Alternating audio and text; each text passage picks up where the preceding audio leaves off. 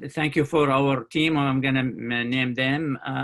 But I just would like to say we came as a community, as teachers, as administrators, as students, really as librarians, came together because I think there is a call for getting together at a time that we didn't think of, that one day we're going to have a pandemic and we're going to have the coronavirus and COVID-19.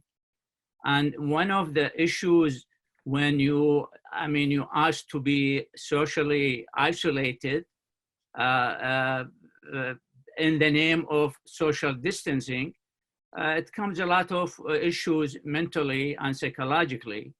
And a lot of reports saying that really the high level or the leading impediments to academic success and achieving your goals in certain times, if special students and now they are facing like a few weeks to graduate in spring. Some of them, they will travel with us and continue their journey in the fall through summer. So a lot of anxiety has been reported. A lot of also fear from this, what we call it, uncertainty, because we just cannot control it. That's why I think this virtual meeting, and I know I have great speakers to be with us, I think will help all of us, professors, librarians, administrators, and special students. And I see some of our students are attending this, because if we're going to take whatever we takeaways from today's discussion and put it into action, because this is really when you value knowledge. Knowledge is not when you put it in your mind, but when you take it from the mind and put it into action. And this is, I hope, this meeting will call on us, all of us, to make real action, to make a real difference and to help our students and our faculty and the community at large. So this is what you see, the speakers. Of course, before that, I want to say, yes, the Minnock Institute for Global Engagement, we are there as global programs to bring us together, especially at this time.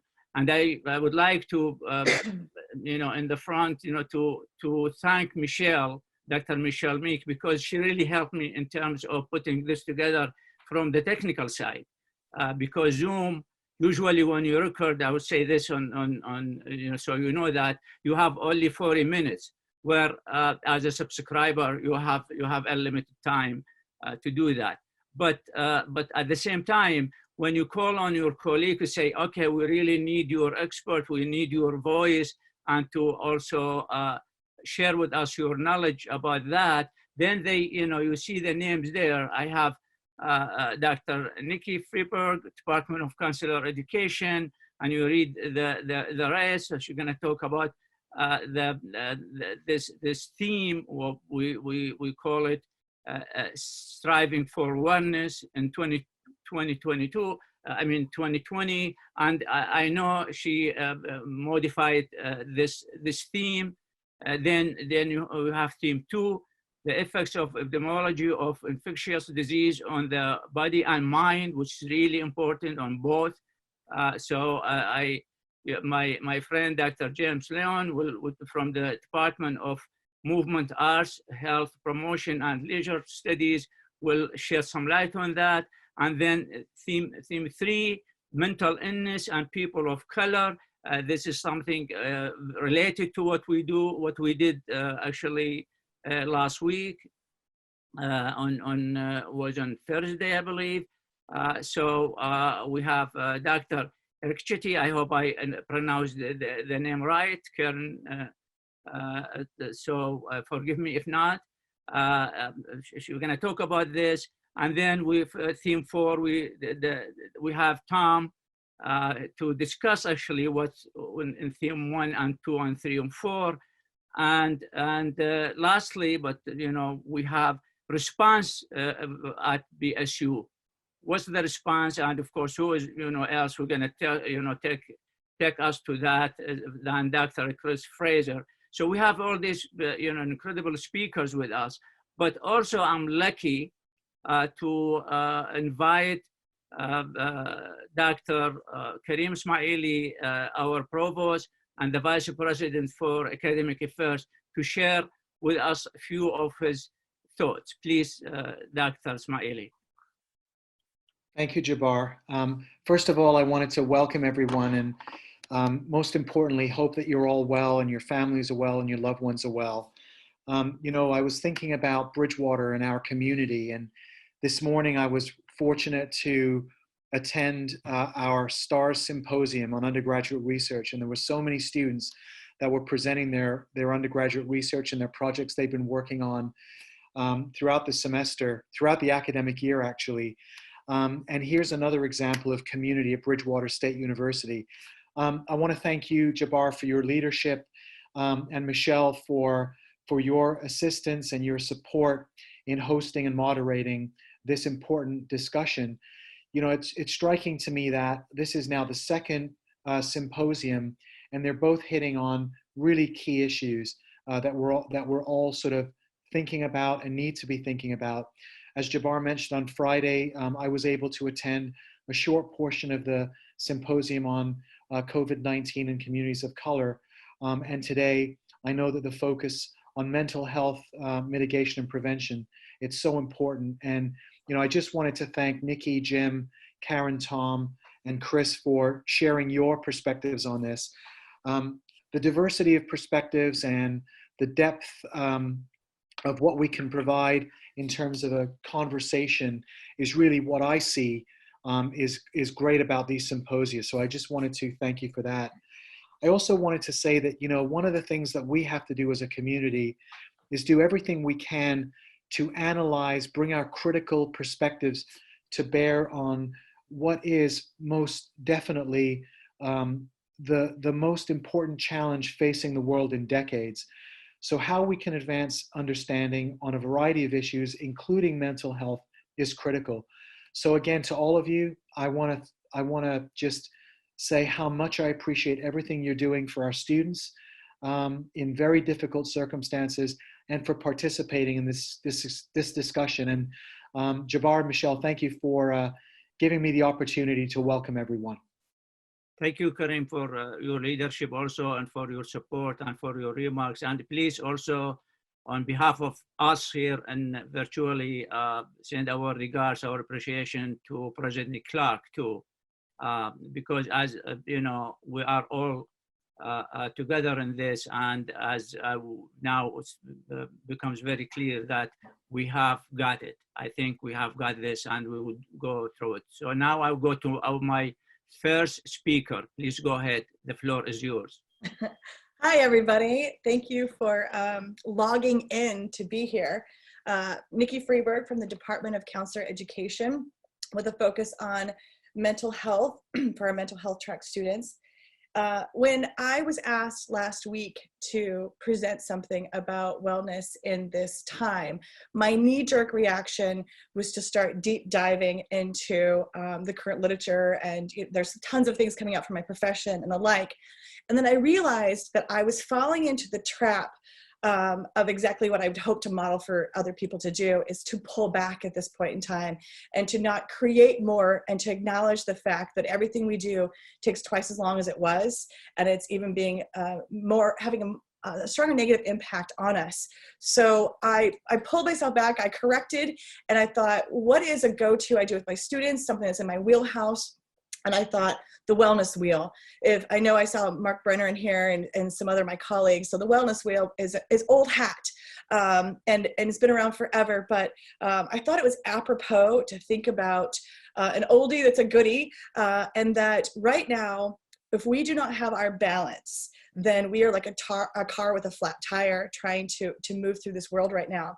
And balance right now is I think it's always when we talk a lot on campus about your work-life balance and success and promotion, like through FAN and the like, but I don't know if we really stop and think about what balance looks like or how much we really pay attention to that balance.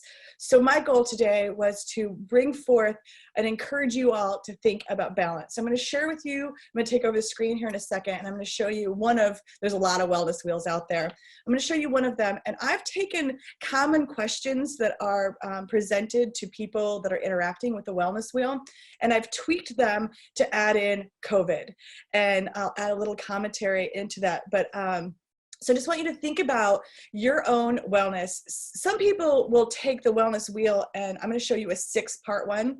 There's 7, there's 10, but I'm going to show you a 6-part one. And if you thought about it and drew this circle and split it up into 6 and took these questions and took each question to start like kind of coloring out of the spoke of the wheel, you might see where you have deficiencies or areas that you might want to spend more attention to.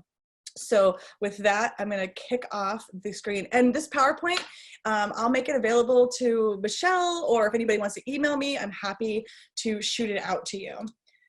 So I'm taking over the screen, I hope. Have I done it? I hope so. I'm going to go for play from start. Okay. So first off, if you're interested in exploring for yourself further, there's a very popular survey called the Perceived Wellness Survey. There's a link for it there. This one focuses on 6 areas: psychological, emotional, social, physical, spiritual, and intellectual. Again, if you're someone that perhaps would like things more teased out for you, there's more kind of well-developed emotional wheels or wellness wheels that cover even things like aesthetic appreciation for aesthetics and things like that. Probably the bigger you go with the wheel, the better it will be for you. I pulled up one that gives a little bit more of a detailed definition of these. Again, I'll send out the PowerPoint, so feel free to go through and look at it with more detail. Is someone moving my PowerPoint for me? Because I'm not, and it keeps going forward and moving around. So sorry. Maybe Nikki, you have some timing set up on it or Yes, something like that? No, but I think if I share it, everybody else has power to, so they might be moving through it. I didn't set anything timing on it. No, please don't move through it. Yeah. Yeah. So the first wheel to think on is your diet. Exercising 3 times a week, your alcohol. And I think the biggest one I want to put into everyone's mind is, are you paying attention to your health outside of COVID symptoms? Right now, it's really easy just to focus on, do I have fever? Do I have this? Do I have that? And not to be taking care of your other general pieces. I just want to share a personal story. The first week after spring break, when we had that extended spring break, I started to experience severe pain in my face, and I ignored it because I needed to get my syllabus done. I needed to take care of cars things. I had all of this stuff that I put on the back burner, and I ended up with a very serious infection, had to have emergency surgery, and it could have been fatal. And I realized, my gosh, I'm not paying attention to just the other pieces. And so this is not a time to put ourselves on hold and to be really doing some body scans about our overall physical wellness. I'd also say that I would look and see what your average consumption of alcohol was and cut that in half. If you were someone that had, a glass of wine on Friday night to celebrate the end, you might want to seriously think about shifting it to every other week, because everything else has changed. And the ways that we get healthy outside of our home, fresh air, vitamin D, things like that, have been taken away from us, or at least reduced more so than we're aware of. And alcohol is a depressant, and whether or not you realize it or not, it's something that makes us feel well for the moment, but then we pay for, and we'll pay for longer during our shut-in or social distancing time. Intellectual. Are you stimulating yourself outside of your work demands? Big thing, are you forgiving yourself to understand that your tasks take longer than they did before? I think that everyone should be thinking about at least 1.5, if not twice as long for every task that you normally did. Things take longer. And are you celebrating any of the achievements you engage in? This takes serious and intentional thought. Are you doing so? And I think it's important that you articulate it to someone else, that you reach out. I'd even go so far to encourage people to reduce the amount of time you're spending, not necessarily reduce, but to intentionally connect with others, not in the Zoom or online format, because the amount of time it takes your things that we take for granted, our social cues of understanding and downloading from others, is taken away from us in Zoom. There's lags, there's delays, there's flickering screens, and that all jars our ability to consume or to calculate how we communicate with other people. But something we've already developed a good skill in is on the phone. So as much as it's nice to see other people, we're actually taxing ourselves more by doing so, and that to connect with someone sometimes might be a better idea to pick up the phone and do it, because it doesn't require this new skill that's tapping our energy and our wellness. And are you building in time to read or engage in academic work outside of online teaching? And so that to me is another part of moving away from online things to intentionally to stimulate yourself in that realm. I think the worst thing we're hearing right now is people are like, oh, I'm gonna learn a new language, I've got all this extra time. We don't, because everything takes that much more time, and that small achievements in our own stimulation are really important. And again, intentionality. Emotional. I think this one is big. Social media is definitely an outlet that we've all engaged in. And I look at my Facebook feed or Instagram, or if you're TikTok or whatever you are, there's just over and over again, the things that are quote unquote funny are mocking what's going on in COVID. And so, so we think we're laughing and we think we're having a good time, or that we're having a release, but all we're doing is reintroducing or continuing to dwell on that. So I can't say enough how important I think it is to engage in things that are not COVID related, that you find humor and caretaking enjoyment that you might engage in that doesn't surround itself and dwell on that. A big thing is, are you allowing yourself to bring forth your emotions and sit with them? And are you able to label them? I think it's important that we get in tune. As a counselor, one of my biggest kind of pet peeves with when I'm talking with clients and things is to shape their language. They say, I'm sure you've heard tons of people say this, they say, I feel like the answer is A. Well, you can't feel that the answer is A. You think that the answer is A on a multiple choice. And when we do that, we move ourselves away from our ability to actually identify emotions, and we actually even trick ourselves to think we're feeling things when we're really thinking them. And so really tapping in and saying, this is the emotion I have. There's a lovely author named Julia Cameron who put out a book called The Artist Way. And she requires, if you're going to go through her 12-week kind of revamp thing, is you write 3 pages every morning. And the more you do it, the faster you get. And those 3 pages, if you would do that, if you engage in that right now, are a great way to center yourself and to think about all the things I've already talked about. You can reflect on how much you have engaged into intellectual stimulation. And writing those 3 pages for yourself is intellectual stimulation. So it's a nice bang for your buck. And it also gives you time to connect and identify the emotions you had. Maybe you slammed a door or something like that throughout the previous day. Maybe you could spend a couple of minutes thinking about what was going on that led to that. Which leads into paying attention to your sense of control. I hear over and over again when I talk to people is that the thing is the not knowing. Not knowing what's going to happen is really eating away. And I would encourage people to think about when you've caught in a trap or a cycle that you kind of keep wheeling around of something that you can't control, and refocus yourself on something that you can control. And that will increase our self-esteem and our wellness and our balance.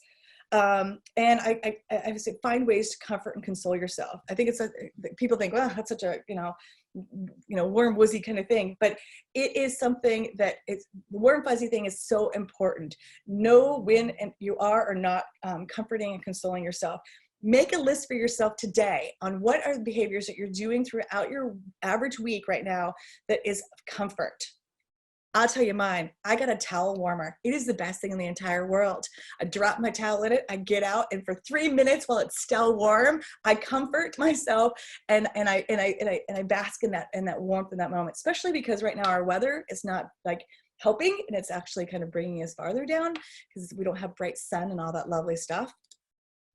Social. I think it's important that you're looking to see if you're more irritable right now and how that's impacting how you connect to others.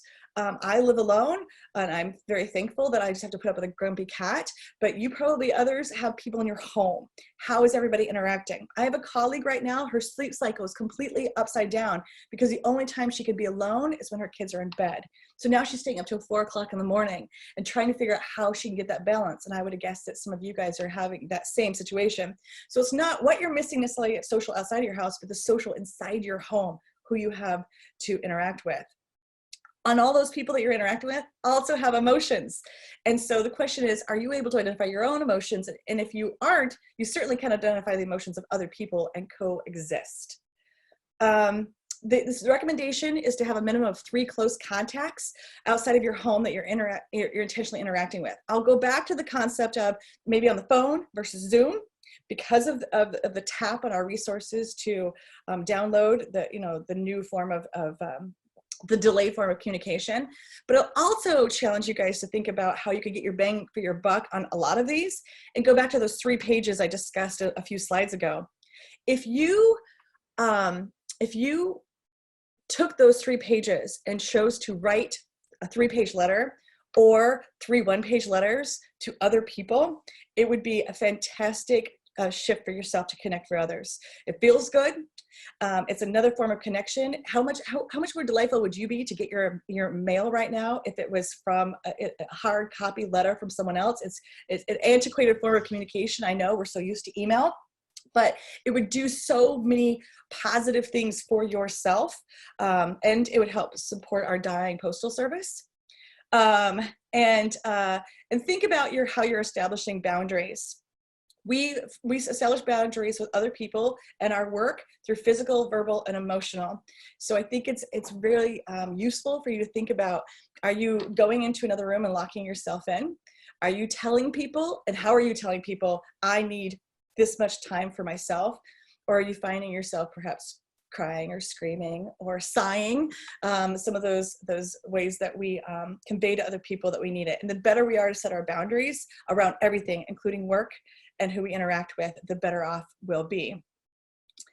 And spiritual, you don't have to be religious to think about spiritual. I think spiritual connects to rituals. And if you had rituals, those are gone for you right now. So practicing mindfulness, whatever that means for you. And again, that could be writing 3 pages each morning is an act of mindfulness. Pay attention and honor the times in which you do feel a sense of serenity. I challenge you all to think, when in the last 24 hours have I felt serene? What was it? How can I get back to that? Make sure I do that every day. And it can be easy to think about, where's our sense of purpose right now, and to really center yourself on that. Practice the art of forgiveness and create yourself a routine. And I'm gonna end with the routine concept, because I think it's really important that everyone understands that your ability to monitor your balance has been probably predominantly based on external activities. You knew you went to the gym 3 times a week because you left your house and you went to the gym. You knew when you worked because you got in your car, you drove to Bridgewater and you worked. You knew when you socialized because you went out with your friends and you had dinner, or you played cards or whatever it was. But now it's all within our home. So find a way to compartmentalize your area, intentionally go into spaces in which that's where it's dedicated to read for yourself, an office space where it's where you work for work, and make sure you're engaging in all of those spaces in the place that you are you're staying up and social distancing right now. Financial, occupational, I think we all have that, and it's on the PowerPoint because I see my time is running out. This goes into that finding your space. And thinking about finances, making sure that you're not dwelling on that, because I know that that's a big thing, probably more for some of our administrators on here right now. There's some resources that are available in the PowerPoint. Thanks for listening, guys. Thank you, Nikki. Thank you so much for bringing this to our attention, and especially balance. Speaking of balance, I would like to ask James to go on, please. Jim? Everybody hear me okay? Yes. Perfect. Let me just get my screen up there. Okay. Well, always a tough act to follow, Nikki, but I'll do my best. Jabbar asked me to speak a little bit to the epidemiology and how that might affect mental health. And, I'm happy to talk to those points. But I want to kind of pick up where Nikki left off with purpose. I think this is a great opportunity for us to construct our days with some level of purpose. Like, for example, I just came off of a longer meeting at noon. Even though it's tough, it still gives me that indicator that I'm still contributing to something. And also a session like this where we're all coming together as a community and contributing. So my slides will be maybe a little different. I'm going to go back and focus on a couple of primary points. I think Nikki mentioned uncertainty, and I'm going to focus on fear. And epidemiology, if you don't know the formal definition of that term, it's the distribution of patterns of diseases and including mental health issues. So I'm going to speak more to two of those things, uncertainty and fear. Sandra Galea, who's a well-known public health expert at Boston University, is the dean of their School of Public Health, spoke to this wave of expectation of mental health problems as we move forward through these crises. He refers back to PTSD, from example, from Zika virus, which is far from our memories, or the previous SARS. So, my goal today is to kind of pick up a little bit with what the American Public Health Association meeting talked about a few weeks ago. And it was that we're facing three epidemics right now. Number one, of course, is SARS-CoV-2 or COVID. That's, of course, what's in most people's minds right now. But also what I'll speak to today, which is more of an infodemic, right? So misinformation, disinformation that creates this uncertainty in our minds and ultimately an epidemic of fear. So I'm going to focus on fear and talk about the value of quality information as, quote, a vaccine for it. And again, this information comes from accurate epidemiology, not just things that we think we hear. As Nikki kind of elaborated on, we all need to kind of understand what our coping and what our adaptations will look like as we move forward. So, what I've often thought about throughout this crisis is the biology, right? We have to view the virus not as a sentient being, right? Not as something that we can rationalize with, that we can, talk to it and try to understand what it's going to do. It's biology. It's going to do what it's going to do. And a lot of the discussions that I get, and I'll share some questions that I've had over the past few weeks, almost treats the virus like it actually is a living, thinking, breathing human being that we can kind of negotiate with, even from the fiscal perspective, our leaders, at all levels. And ultimately, I think Dr. Fauci said it best, we're all on the defense here. So ultimately, what does it look like? It's to minimize exposure at this point. Different tiers, for example. So as Nikki mentioned, I too live alone, except for my dog here. And, I would say my exposures are extremely minimal, right? They're tier 1. But then there are people, for example, my mom's boyfriend, he's a respiratory therapist. He works in Boston. She's at a tier 2 exposure, right? So somebody that goes out, comes in consistently. Many of you may have that. And then, of course, tier 3, which is more being out there, right? Healthcare workers, postal workers, people in the service industries that are taking good care of all of us. So ultimately, I think one of the first things that's hopeful, but it also communicates a bit of fear, is the precautions to wear masks, right? And I know a lot of people are resistant to it. It kind of brings up a classic public health medical concept of universal precautions. So for example, my nephew asked me, he said, "Uncle, why are you not wearing a mask?" when I was standing about 20 feet from him at my sister's house. And I said, "Well, I'm not actually engaging with you, and it's spread through droplets." And he said, "But you're still supposed to have a mask on." I said, "Oh, okay, I understand where you're coming from. It's talked about a lot. You see it a lot. It's normalized. And we do have to treat people as if they're infected, but we also have that altruism that should say that we are also assuming we're infected. So it's not just protecting ourselves, it's also, classic public health measures." So let me kind of advance here and use my time wisely. So like I said, we have our 3 epidemics, right? And ultimately fear, which, that image is purposeful on there, creates a sense of uncertainty. I don't know if I'm going to be able to to cure it if I get it, or if I do get it, what's the best way for me to mitigate the risk? And of course, that has a huge toll on people's emotional status. So what I'd like to kind of use my time and share with you for the next few minutes I gave a talk to my brother-in-law's company, which is a multinational corporation, all these bigger business investors. And, you know, you can see the questions that they pose to me to answer for them.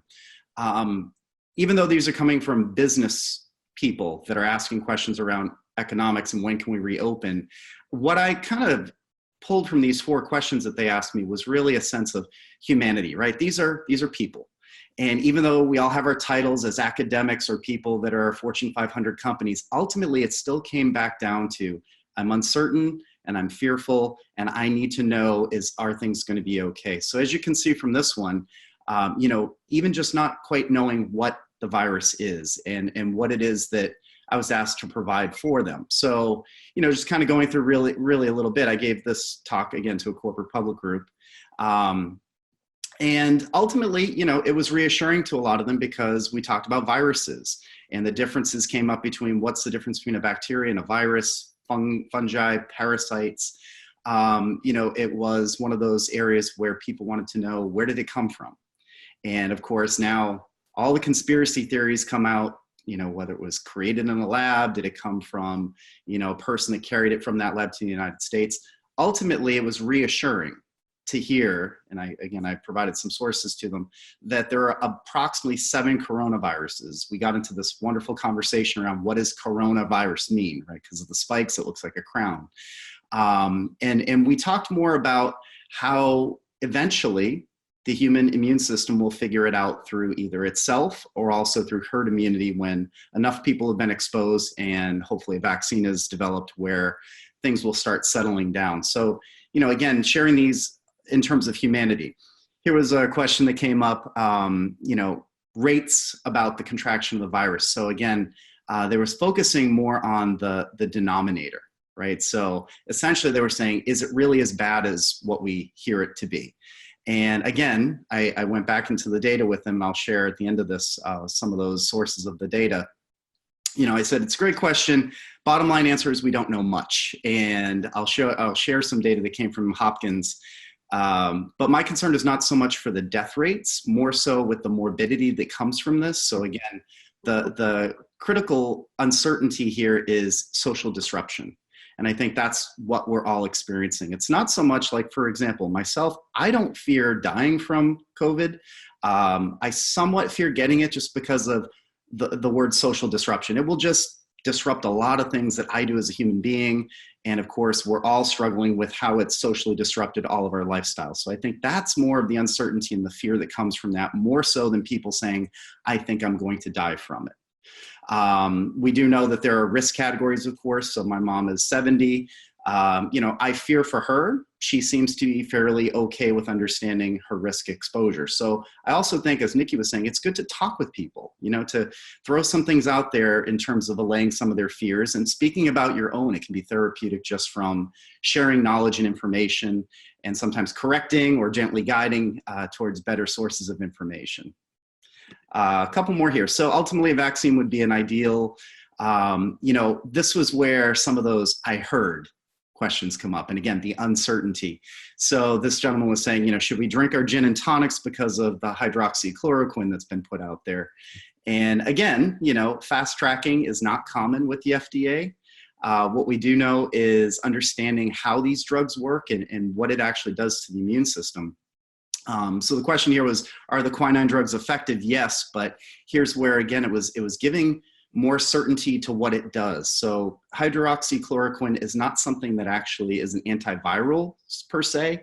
It's something that helps modulate the immune system. So because we haven't seen this virus in our human genome yet, we are amassing this massive response to it. So this is why instead of just getting a runny nose, coughing up some phlegm, it's the body throwing everything at it, which overwhelms us, right? This fever spike. So this drug actually helps to keep that response a little bit lower. You're still gonna have your fever, you're still gonna have the coughing, but it allows your body to convalesce, not so much throw everything at it and maybe throw the baby out with the bathwater, so to speak.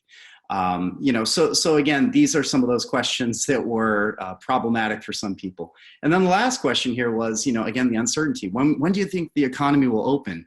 NPR put out a nice guideline where it talks about when states should open. So for example, let me just move my box here on my screen. Massachusetts, if you go down, so for example, May 6th, Hawaii and Montana would be open. May 7th, Alaska. If we go all the way down, I think into June 10th, it would be Massachusetts, Missouri, and Rhode Island. So they've set forth, based on the guidelines of that decreasing rate, of when it would be likely safe to open. But this is where that uncertainty comes in, like, well, I heard Georgia, of course, is opening, so maybe shouldn't we look to them as a model? This is where there's a collision of data, feeling like people are missing out on the things maybe that other states have had the ability to open. Bigger questions have come up around, for example, well, if New York opens before Massachusetts, then can't you just jump over the border and aren't you bringing the disease there? Yes, absolutely. So, you know, those are some of those things to really be aware of. So, you know, fear is combated with evidence-based resources. This is a great site from Hopkins that really covers pretty much from soup to nuts most of the things related to SARS that we know about, SARS-CoV actually. You know, from the microbiology to the treatments that are out there and some of these other questions. So, you know, I think one of the things that we can really do is use evidence-based information that comes from good epidemiology to help us to understand what it is that we're fearful about, what we're uncertain about, and where to provide the information. I would say all of us as academics, but also as people, human beings, parents, sons, brothers, sisters, is to be able to direct people to those areas that might help allay those fears. So I will stop there. Thank you, Jabbar. Thank you, James, for this. So it's misinformation, disinformation, uncertainty, and fear. And from this three keywords or four keywords, we go to our third speaker, Karen, please.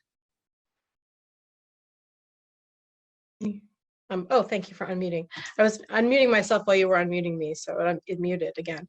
Thank you so much for inviting me to participate in today's symposium. I'm so thrilled. This is my second semester at Bridgewater State. I'm also a resident of Bridgewater, so greetings from our community. I spend every part of every day outside in some way on our campus and walking it with my family, and it is quite a different place to be. It feels like the middle of the summer. Except it's raining. So, greetings from Bridgewater. I am an infectious disease epidemiologist, and like Jim, we both sort of sit in the sort of same methodological place, thinking and reacting to data. But one of the topics of interest to me in research is mental illness. I'm going to focus on a specific part of mental illness, severe mental illness, today in my talk, and also kind of connect the dots between mental illness and other factors like being a person of color that affect our ability to really improve health of vulnerable populations, especially in a time of pandemic. So I'm just going to quickly share my screen here, because I too have slides. Where would we be without our slides? All right. So mental illness has, mental health in general has come up in the media, as many people allude to in the different sections we're going to hear today about mental health being important. There are many strategies out there to help the general population sort of handle their mental health, whether that's going out for a walk and handling some of our mental health through self-care. But there are populations in our world that have very specific mental health conditions that are not something they can just practice self-care and it immediately improves. And in fact, mental illness, which I'll define in a moment, is at the forefront of research. And this actually just came out by Dr. Druce, who's a colleague and friend of mine. And he said in this article that we need to be paying attention to groups that experience serious mental illness because of the unique challenges that they have in a pandemic like this. And I want to talk through some of those challenges today so that we can sort of get a better sense of how to think about mental health and wellness, not just from striving for our own wellness, but how we can mitigate those individuals' needs that have pretty severe needs in terms of getting mental health treatment and care. especially when we're not supposed to be going to the emergency room and we're not supposed to be, going to providers. These are essential activities for people who have mental illness and any physical health ailment. But we need to make sure that we have those, we sort of think through those issues and think about how pandemic planning and policy affect them. So what does it mean to have a mental illness? So just to separate it out from mental health in general, mental illnesses are health conditions that involve changes in emotion, thinking, or behavior. And they can be any combination of those three. So mental illnesses could encompass things like anxiety disorders, depressive disorders. There are many different kinds of mental health conditions that are quite prevalent in our society. They are highly disruptive to individuals, and they affect our social lives, our work lives, our family lives, and they can be pretty severe in character. And in fact, their mental illness is pretty pervasive in the US. This is just a slide I pulled from SAMHSA that shows sort of that 20% or about 1 in 5 adults have some kind of mental illness, the most common being depression. And this actually increases as you age. And I want to be thinking about that age factor with all of you, because we know from the infodemic out there that people who are of older age have a higher susceptibility to contracting the novel coronavirus and to getting COVID-19 and actually succumbing to it. And so to me, I think it's an important kind of dimension of COVID to look at how mentally well people are and whether they in fact have a mental illness and how that might affect their trajectory in terms of both contracting but also living with and experiencing COVID. So my area of research is in severe mental illness, and I wanted to just define that for everyone because we tend to confuse mental health disorders with very severe mental illness, and they are different.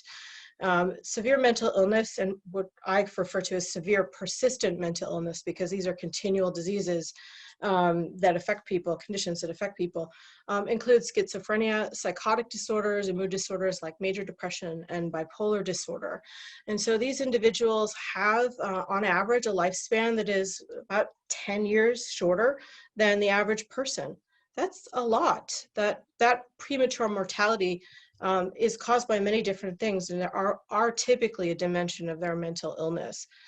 They also have a higher prevalence on average of preventable conditions, and this includes cardiovascular disease like heart disease, diabetes, obesity, and the last two that I think are the most important are respiratory diseases and infectious diseases. And in fact, because of this, and because people with SMI are more susceptible to these kinds of conditions, it makes them prime targets and increased risk for COVID. So they are a part of our unspoken risk group. When I listen to the news, I don't hear people talk about people with mental illness or severe mental illness at all, and their sort of risk for COVID. But when I hear the symptoms and sort of the sort of perfect storm of symptoms and the risk factors that we know about so far, I can immediately start thinking about this risk group, because I know that individuals with SMI have much higher prevalence of infectious diseases such as HIV/AIDS, which also makes them immunocompromised. So they are highly at risk for COVID. And finally, people with severe mental illness are what we call high flyers. They tend to go to emergency departments and receive very episodic-like care. So they'll go to an ED before they'll go to see a primary care person. They may not have a primary care provider or usual source of care. So they basically use the emergency department as they have needs that come up, and they wait and postpone care, which also is why their lifespans are so much shorter. So people with SMI have barriers to everyday life. And when I think about COVID and the things that we are, as a people, are having to give up about our lifestyles, I also think about the things that are challenges for people who have mental illness, and they have some major challenges in the basics of life. And that includes obtaining food, getting medications, having stable housing. There's a large proportion of people with SMI do not have stable housing and are homeless. And finally, people with SMI don't have a usual source of healthcare typically. When you put all of this together, it creates people who are extremely vulnerable in real life to a lot of different issues, as we've mentioned. If you compound with that, being a person of color or any other marginalized group, it makes it that much worse.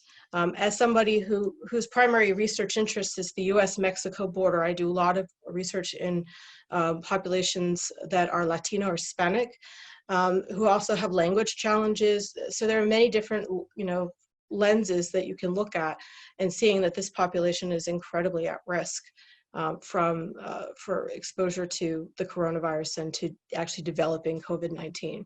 So all that to say, they have higher risk of contracting the virus, and it kind of makes me pause as a researcher, because as I design these elaborate studies and do this work to sort of think about how to improve people's lives who have SMI in the context of a pandemic.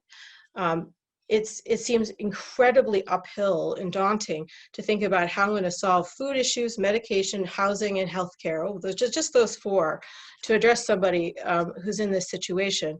It seems nearly impossible. And so when I'm complaining about how isolated I might feel, or the fact that I have to do a televisit with my provider, it's absolutely 10 times worse for people who have SMI. Some of those unique challenges are things that we take for granted, such as people who have SMI don't have a smartphone usually. So how would telehealth be possible? They may also not have a laptop or a TV, and so how would they get information to protect themselves against COVID? We're telling the general population as a public health person, don't go to the emergency room. Yet this is where most people with mental illness go to receive their care. And so that is a challenge. They also have a lot of activities that they participate in that are incredibly important. And this could be group therapy, but also could be getting treatment. They may also distrust the medical system and refuse to go to the hospital. They have a hard time maintaining employment, and then, of course, being isolated doesn't help with that. So to wrap up, I just wanted to share that bed shortages are a common issue in psychiatric hospitals. We know that a lot of respiratory infections actually travel quite frequently in psychiatric hospitals, and that there are actually no COVID-19 designated floors in those hospitals because they have open layouts. So there's some challenges there to be aware of. So looking ahead, it's important for us to consider challenges of persons with SMI and how we can look at COVID-19. They have so many different risk factors.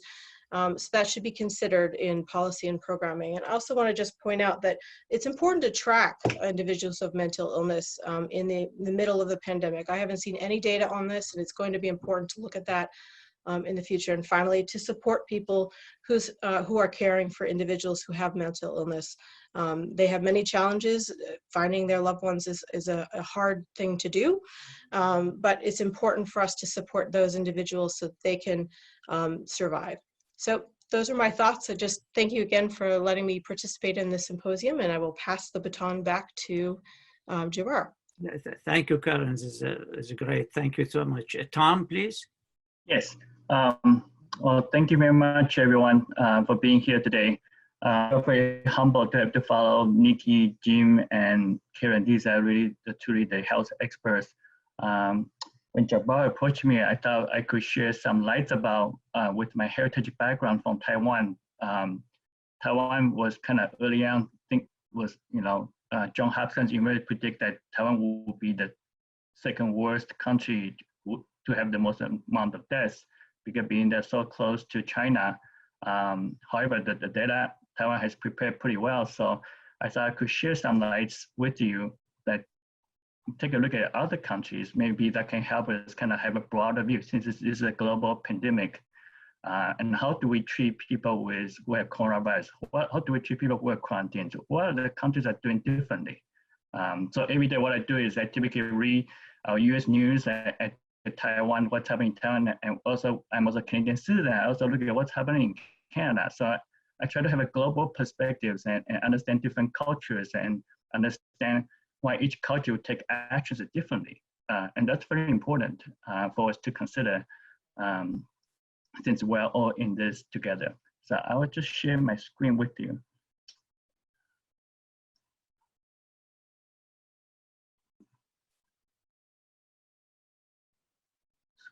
going to.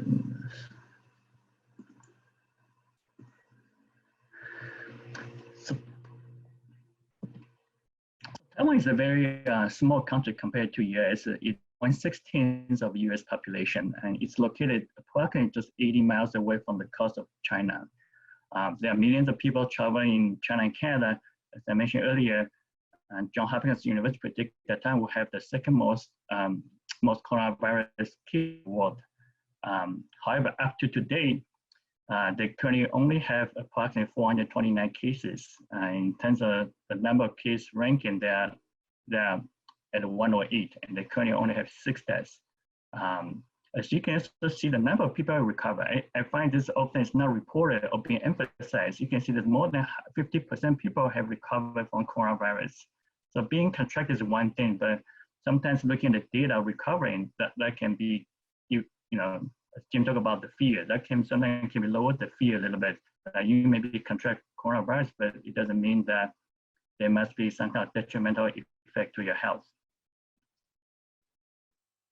When we talk about the curve plateauing, this is Taiwan. You can see it started out in early year, pretty slow, steady, and there's a huge spike. And this spike was predominantly caused from North America and Europe, where there was a huge number of people that got infected. And what happens in Taiwan is that a lot of these people, especially the Taiwanese people, and most of them, they are international students, they have decided to go back to their home country because they actually feel it's safer to stay in their home country. They feel the preventive measures are much better in Taiwan than staying in United States or England. And this is quite very interesting how they perceive that way.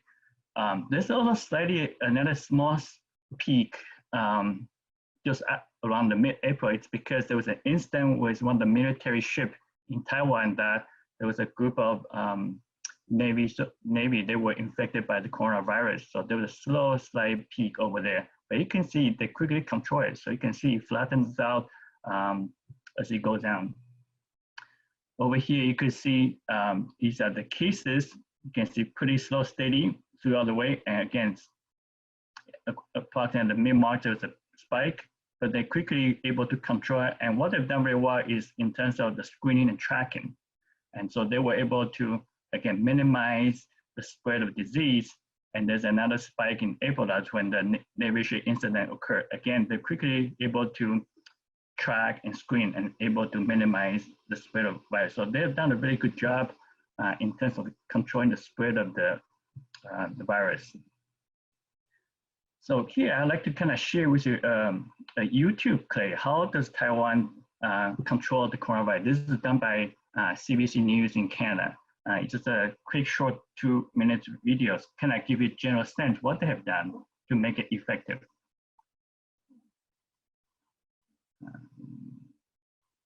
Stop sharing.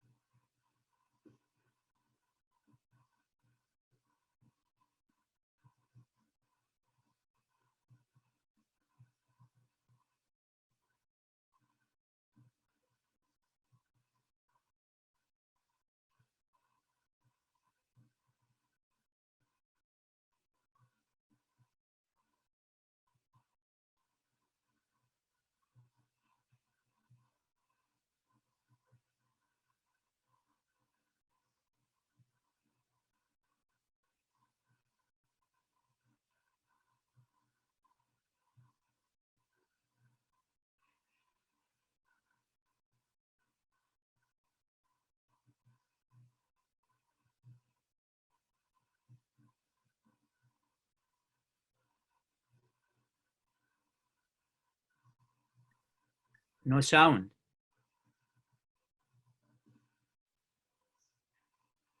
I don't think it works to share a video and have the sound come through, unfortunately, because it's only the sound coming through like your microphone, not the actual sound on your computer. Oh, sorry. It's okay.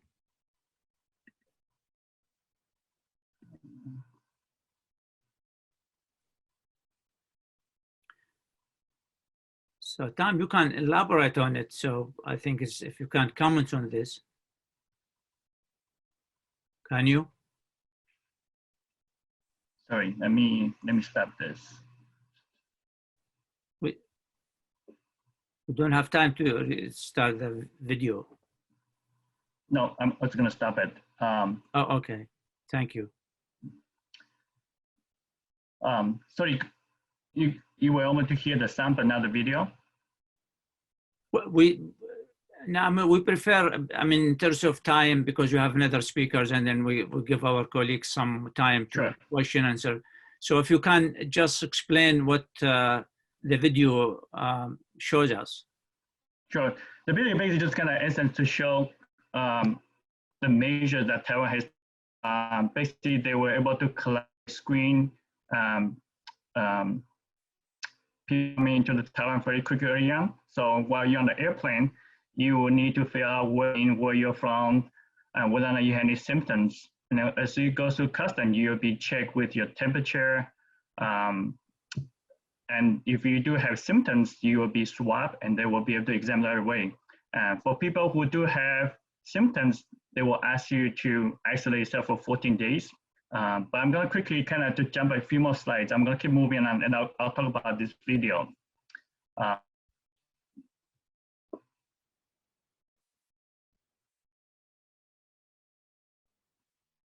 Is that they were able, sorry, I'm going to share the.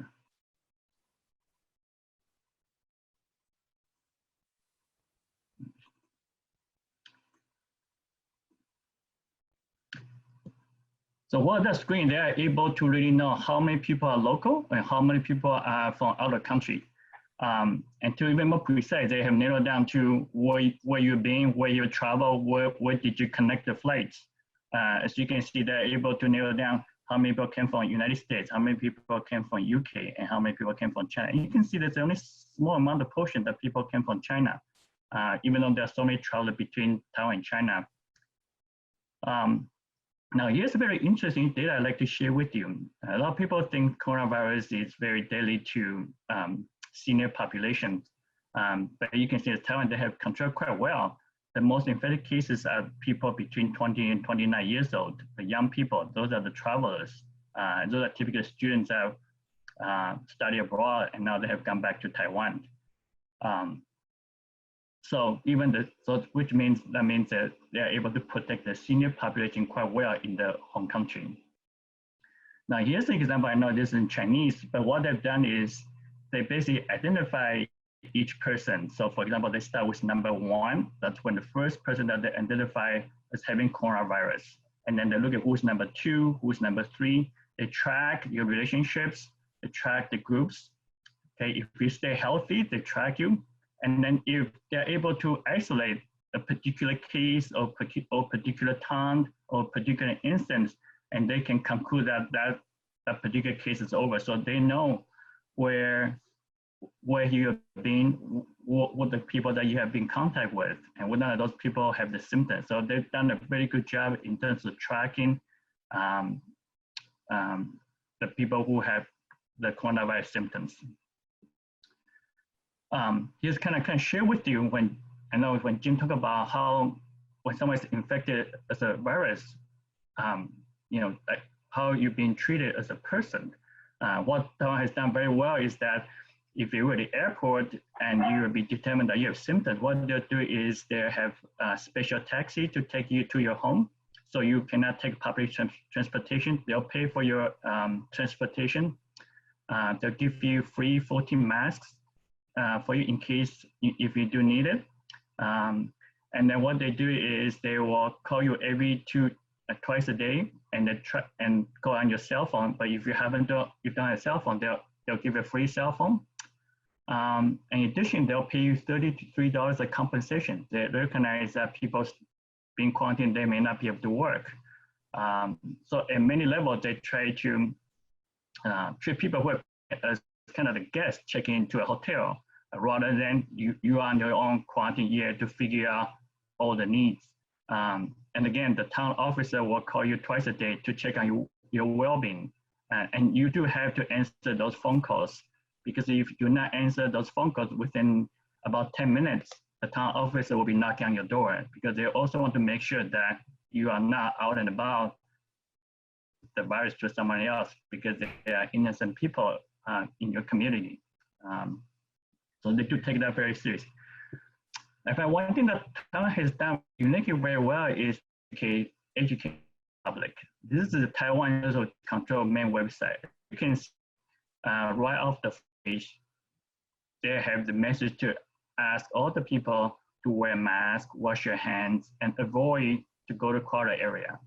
Currently in Taiwan, there's no restriction on social distancing. You can still go out and live as usual as in Taiwan.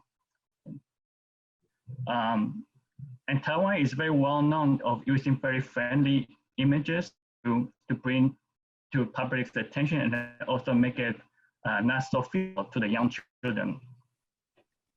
Tom, my friend, we have to rush it. Sure. Please. So I'll just kind of wrap it up. Yes, please. Yeah. So here is kind of quickly to share some of the images where it's very friendly. So as we kind of think about going back to school, what are the measures we do when the kids are returning back to the campus? Perhaps we can follow the US guidelines more closely, have the mask, keep certain aspect of social distancing, and maintain our personal hygienes, and as we move forward, and so that we can look forward when this pandemic is all said and done. Okay, thank you very much, everyone.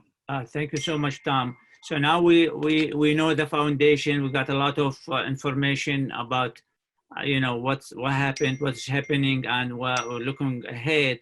So now we see what Chris and his team are doing to prevent all these probably mental problems or issues or mental illness treatment, how to prepare our students and the community, faculty, all of us. So Chris, it's your floor and we are listening. Thank you very much, and thanks for having me today. So my name is Chris Fraser. I'm the executive director of our wellness center here on campus.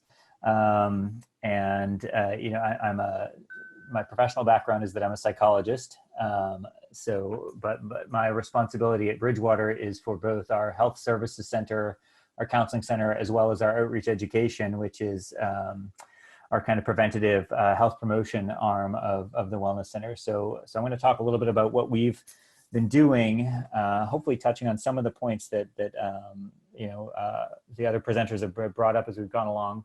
I made a little bit of a slideshow to try to keep me roughly organized. Let's see if it works. Let me share this. Let's see if it goes. So, and hopefully that's working. Yeah. Yeah, great. Okay. So, start off with, you've probably seen this on social media, but this is just kind of characterizes a little bit of where I think people are at these days. Particularly students have really been relating to us that they've been struggling to keep track of any kind of sense of normalcy, time, routine. So, for those of you who've lost track, today's Blur's Day, the 14th of April A. Time just matters so differently to us than it did not very long ago. I kind of posted a calendar in my little home office here where I kind of circled the day that I started working from home, and occasionally I'll take a peek at it again and think, oh my goodness, I can't believe how much time has gone by since we've been out of the university and away from our traditional routines. But it's time's moving strangely, and I think the more I speak with students these days, the more I'm aware of the fact that the semester is about to end for them, and I think we spent the first couple of weeks in a panic and trying to figure out what life was going to look like. And only now when some students are kind of regaining a tiny little bit of equilibrium, do you pop your head up and realize, oh, okay, and it's just about over. So what's that going to look like?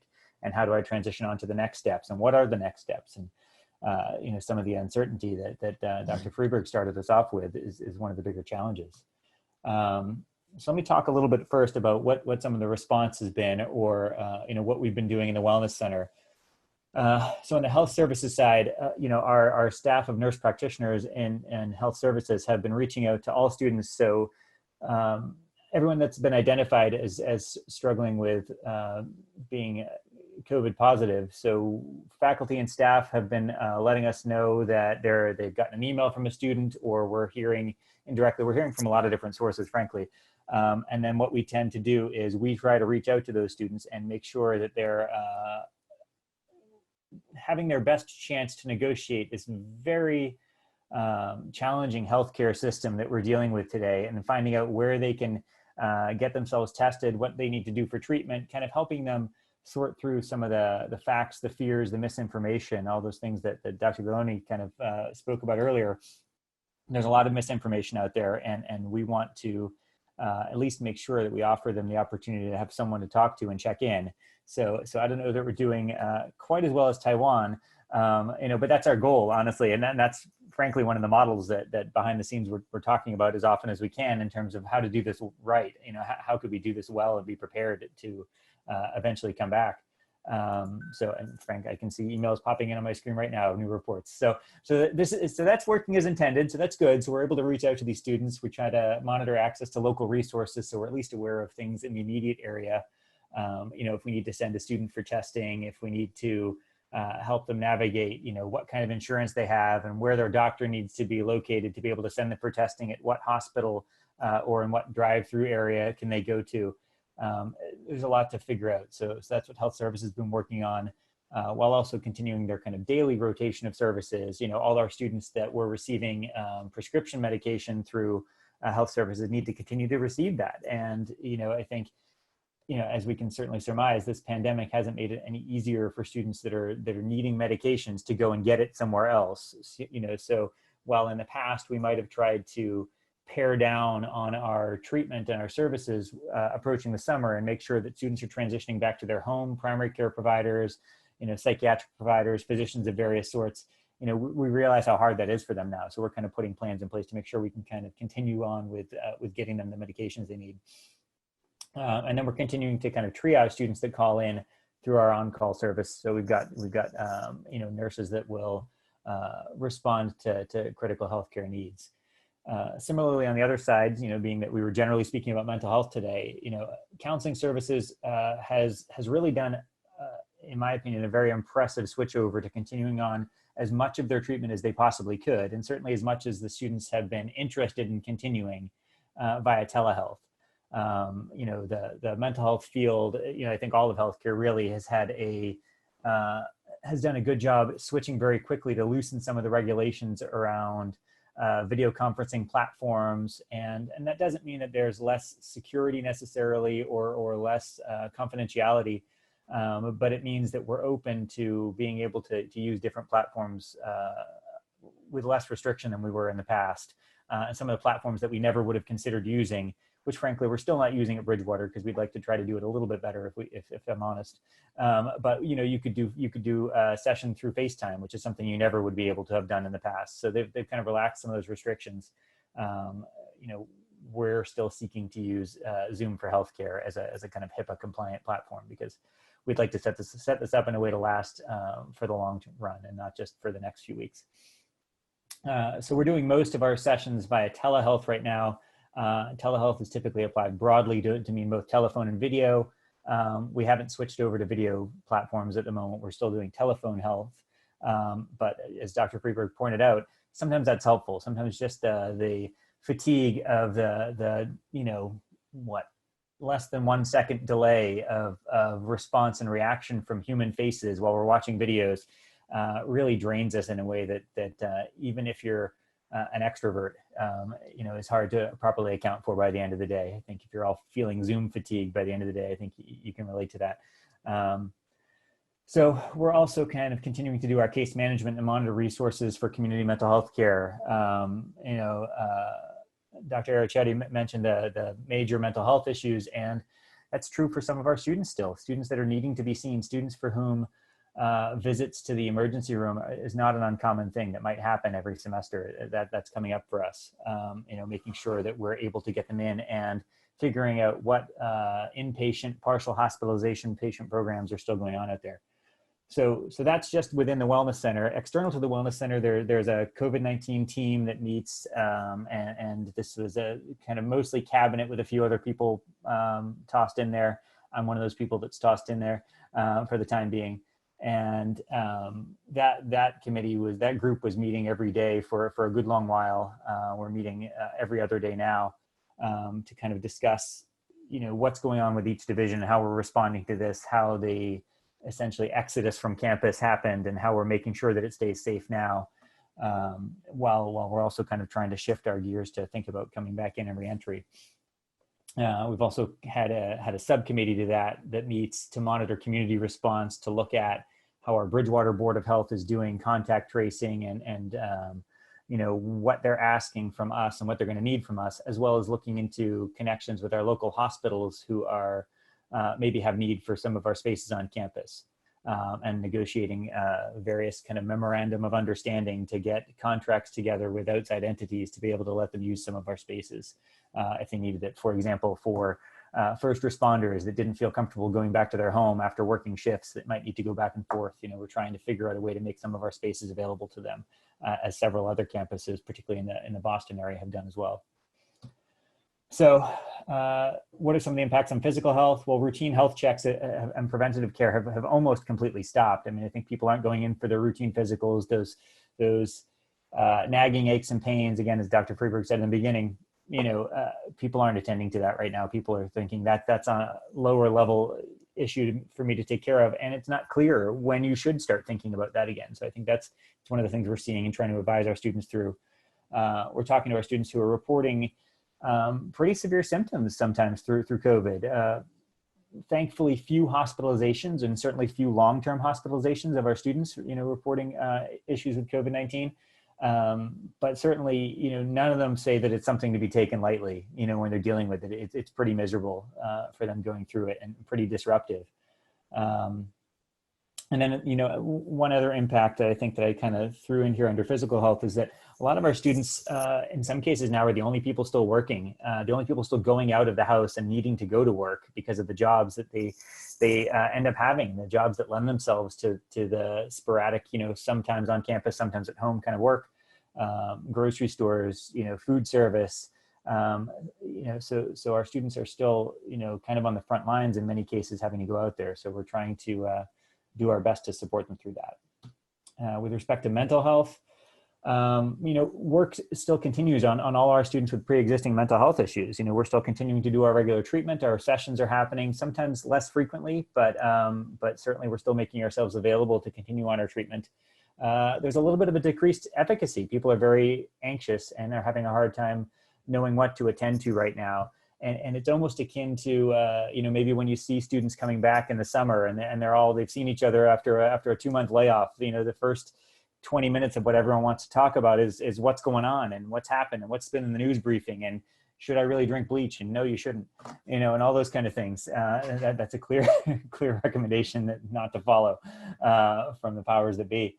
So, you know, so that's been going on. There's been an increased impact of isolation, and students are just starting to try to make sense of the time they've lost. So even when they're coming up and trying to get back on track, you know, really they're starting to look back and think, well, personally, what have I lost now? I think in the beginning we were bolstered by a sense of we're all in this together, we're all dealing with this, and I should be feeling kind of scared right now. I should be feeling kind of anxious right now. And now that this has become kind of the new normal, people are really starting to feel like, okay, well, but for how long? And what can I control? And what's within my sphere of influence to do anything about? And not having those answers, even for folks that weren't dealing with anxiety before this, it can be very anxiety provoking. I just wanted to quickly take you through a little bit of a tour of some of the student voices. This is a project Beth Hoke's class put on, I think that they're doing for STARS actually. And so these are just some real words from some students that she's seen that I'll go through really quickly, 2 last slides and then I'm out. So, because I thought this was, some of these comments really illustrated some of the major themes. So Knowing you have nowhere to be or have much to do, many of us have lost the motivation to even get up in the morning. All of this is taking a massive toll on people's mental health. Every day I wake up and do the same routines throughout the day. There aren't exciting plans for Friday nights, and there's no breakfast with your friends in the dining hall anymore. There's no motivation to do anything besides lay in bed and be alone with your thoughts. This is definitely one of the harder parts of coronavirus and being quarantined. And then the word pandemic alone can present so much stress, fear, and anxiety. So when you turn on your TV or open your laptop or log into an app on your phone, all you see and hear read about is COVID-19. The toll this virus is taking on our physical health is taking just as much of a toll on our mental health. Another student kind of shared that when this is all over, I'll be so used to staying in my house that I won't want to go out without being anxious. And I think that's pretty true. You know, it's hard to make this shift. The last piece I'll share with you is the student kind of really put it nicely. Then COVID-19 came and flipped our world upside down. A major factor in my recovery was leaving the house I grew up with and finding a safe haven at BSU. Spring break began and I hadn't even considered BSU closing down. When it did, it felt like all of my efforts to get even a part of my life back had been for nothing. I cried for days. This meant returning home, leaving my safe place, friends, and mentors behind. And so that's a really common characterization of some of the issues that our students are facing that have had to leave behind this place that for them has been so transformative, which is really the reason we all do this work, is because we believe in the intergenerational shift and change that we're able to make with these students. And that's what's been ripped away from them so abruptly. So I think that really for me underscores why we keep doing the work that we're doing. My last slide was just, we need to prepare for reentry. That's what's coming next for all of us. You know, maybe that'll be another one of these meetings, you know, sometime in the near future. But I think right now I know that there's good work being done by Provost Ismaili to start convening a committee to really look at what reentry is going to look like for us and what that's going to mean. And that's what's coming next for us. That's what we need to be able to prepare for and be able to do all the contact tracing, testing, and care of our students that we need to be able to do to provide them a safe place to come back to. So that's for me. Thank you. Thank you so much for the last slide. It's very optimistic. It's very hopeful. You know, prepare ourselves probably to go to our new normal, whatever we call it. But we have almost less than 14 minutes to our participants to ask questions or short comments. Start now. You just raise your hand, and then so we can give you the floor. Question, Yes. actually. Yes. So one of the things that I think comes out in this, one of you mentioned how you know, it brings up an anxiety of mortality, right? Of the lack of control that we have over life and some of the most important elements of life. And I think that's a really interesting thing to think about, how the students are reacting to that, because as you said, they're not necessarily in the biggest risk category for it being a fatal disease. But I think it brings up, for everyone, I think it brings up that conversation of mortality. And I kind of am curious if you have thoughts on how that connects to mental health, or, you know, you kind of talked a little bit about some of the strategies, but I'm kind of interested in how that connects, maybe. Okay. Anyone who can jump?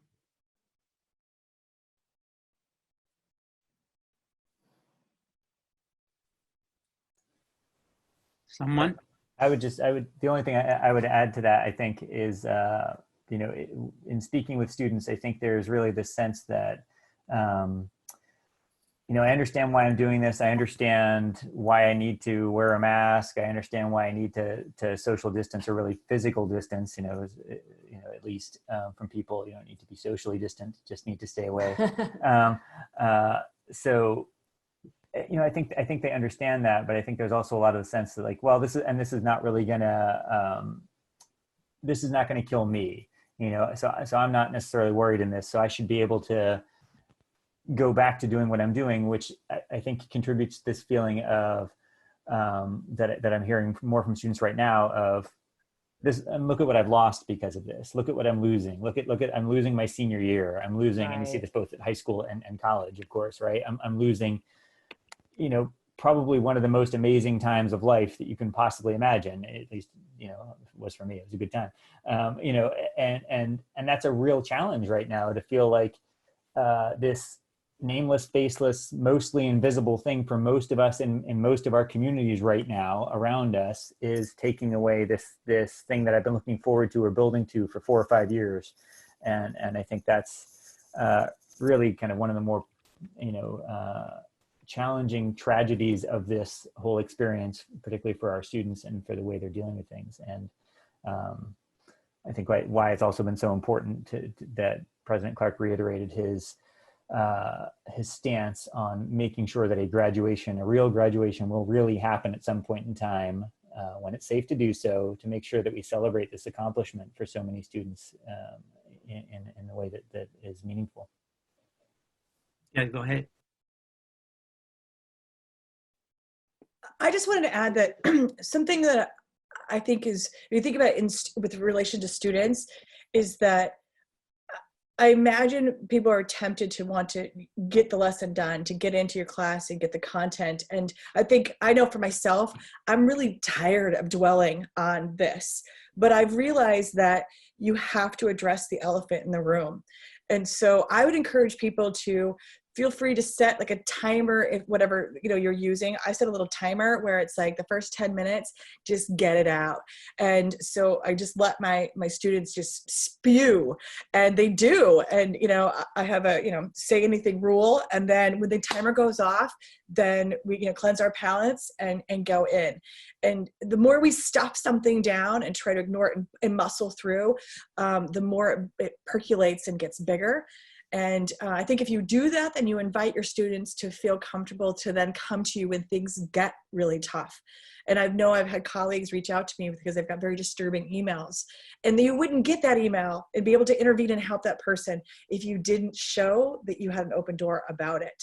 But I think, again, for your own wellness, make sure there's a time limit to it, because we can only absorb so much before I know it's impacted me, just observing with students and my colleagues and all that. So set a time limit, get it out, make it good, and just bleh, and then pick up and let that relief propel the class forward, or your supervision or advising or whatever it is.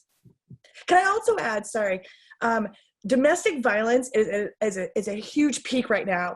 And so be mindful of that your students can be at home. In that quote that Chris put up, like, punch me in the gut, because that safe place, what I was hearing is home's not safe.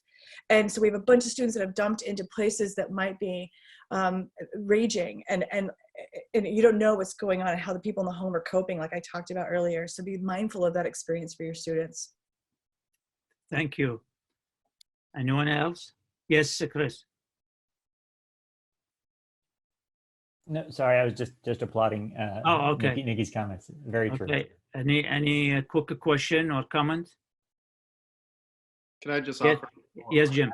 Ask of Karen. Thank you to all my co-presenters. But Karen, you bring up the severely mentally ill populations, and you know, there's so many levels of intersectionality with that, right? It's dealing with a handful, if not even more, things in life. So, in your opinion or practice, how do we get the best information to those populations where, you know, you talk about they may not have access to the things that we just see every day, or like Nikki just mentioned, you know, it's overwhelming, but they may not be seeing it. So how do we do that as public health providers? Sure. So it's so complicated, because it was already difficult to get that information to individuals who don't have a lot of connections. The top two ways are the always go-tos, which are the emergency departments, which people still go to, and to support family members and caregivers and loved ones, to give them the most accurate information and then provide those messages in ways that will be understood. So the message has to be appropriate and non-stigmatizing. A lot of individuals who are persons with severe mental illness have co-occurring substance abuse disorders, and so they also need to be they need to receive information from a trusted source. So law enforcement is not good. They do have access to some media, but that media is targeting a general population. And so tailoring it and making sure it's appropriate is important, and also making sure that it's in a language people can understand. Health literacy is a big challenge, but also just straight up literacy is an issue. And so radio and newspaper, particularly in communities that I work in the US-Mexico border, those are essential to have radio done appropriately, because people who are homeless and are, have mental illness do listen to those. So I think there are, on the other side of this are populations that aren't in the SMI category, but are also in the persons with disability category, which to me is also similar. Some of our students have disabilities, both cognitive and physical disabilities, and have challenges. And messages still have to be tailored to them and come from trusted sources. I'm glad to hear what Chris and his team are doing about sort of, providing sort of that tailored support to individuals, because our students have many different challenges and do have mental health issues. I have several students who have mental health conditions, and they come to me as a trusted source. So as an educator, I think you can also provide messages and support and access that is non-judgmental, supportive, and helpful. And those are really, really key. So those are my thoughts, Jim.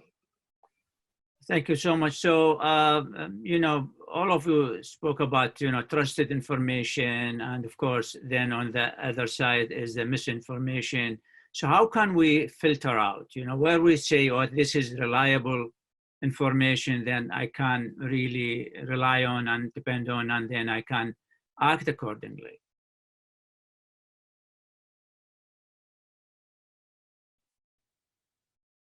Well, just kind of picking up quickly from Karen, it's the sources that are consistently being accessed in the community. So, whether it's a healthcare provider or just a trusted source, this also speaks so clearly to strong health communications and people that are prepared with the information and that deliver it with a responsibility that is in accordance with the severity of the problem. So, a lot of people tune to their favorite networks, but as you know, there's spin to everything. So, partly it's having a good, well-rounded group of health advisors that can give you their take on it, and going to the sources like Karen mentioned, in public health that are critical. So even right now, there's a lot of talk around distrusting even some of the top medical advisors because they tend to align with a certain partisan politic.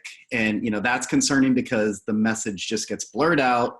People then focus on the things that are irrelevant to the virus, as I was saying, and until it's there in front of you and you have to deal with the biology of it. So I think health communications is critical at that point.